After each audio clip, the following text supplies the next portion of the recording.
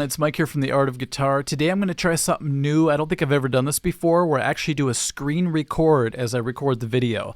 So this opens up a lot of opportunities in the future to show you all the things I like to do whenever I'm recording. A lot of people have had questions for me about how I do, certain songs, how I write solos.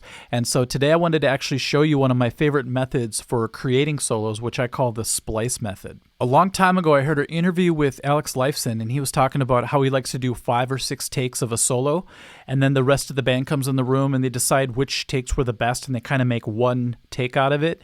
And I thought, that's really cool, but I want to take that one step further, and I want to try improvising 6 or 7 times, with 6 or 7 different takes, and then going back and listening to each take, taking the coolest part of each improvisation and putting it on a different track, and then taking little pieces and just keep adding to that track, rearranging them, and then see what I come up with. Sort of like a Frankenstein track when you're done. But what's cool about doing it that way is you get all your best ideas that you came up with spontaneously, and you end up with a brand new solo that you would have probably never thought of if you were just improvising alone. So let me walk you through the method using my computer and what I do in Pro Tools. It does require having a DAW, a digital audio workstation, for this to work, because you need to be able to cut and then move tracks all over the place. So what I do is I go in first and I just record the backing track, which in this case is Eye of the Tiger. So I just laid that down first, and I did, I believe, 16 bars altogether. Then I highlight a brand new track and I record just anything I want. Usually it sounds terrible, but there might be 1 or 2 little things in there that I like. So here's an example, maybe this one here.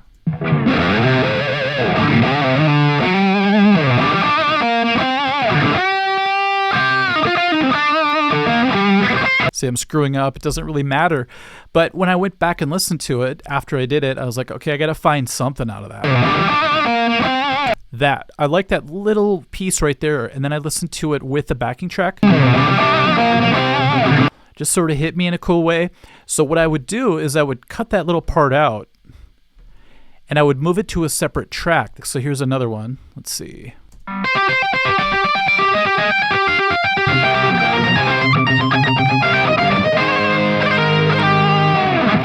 Sounded weird at the end, didn't it? Because I actually changed the speed of it later. So if I liked a little part of that, I would do the same thing. I would take it, listen to it, cut it out, move it. Here's an example of a piece I actually end up keeping. I did like a, Satriani type double tap.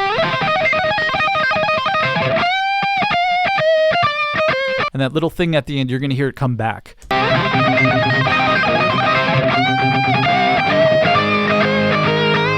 And even though that's a disaster, I just said, okay, I'm still going to just move it and rearrange it later to fit. So anyway, that was just for demonstration purposes. So here's the actual Frankenstein track right here. So you can see it's all pieced together. So if I take the very first part, this part is actually really close to the rhythm, so it was easy to write. But it sounds like this.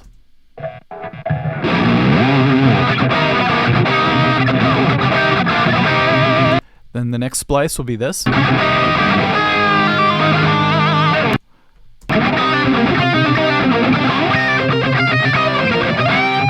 I was so excited when that actually fit.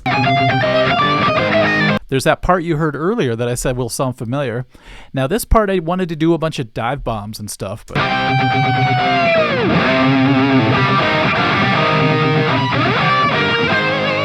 there's that part that I spliced in before. Let's see how we ended this again. There's that Satriani tap. Beforehand, though, I ended up doing the Judas Priest tap. And although I realized later that it's actually the tap from Painkiller, people were reminding me of that. I'm like, oh, I didn't even realize it when I was doing it. Okay, here's the last part.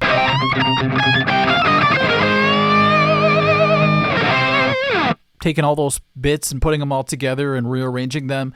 It's probably the most exciting part because you get to be creative. At first, you did it all spontaneously.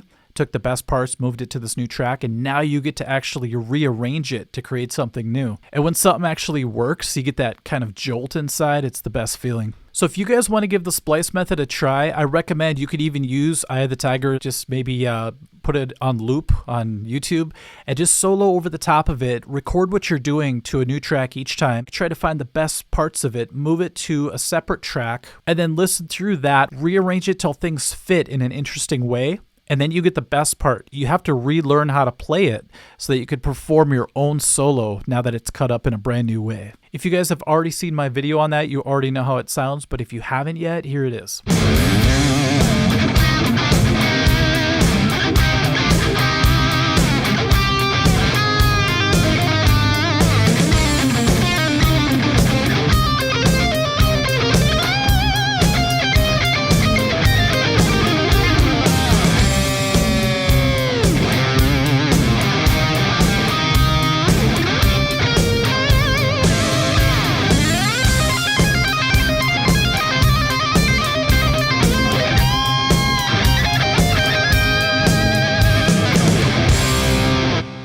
Okay, everyone, I hope this helps a lot of people write solos in a brand new and creative way. Ever since I've been doing this, I've been able to pump them out pretty quick and get some pretty cool results. So I'm excited about it. Hopefully it works for you guys as well, and we'll catch you guys at the next lesson. Thank you. Bye-bye.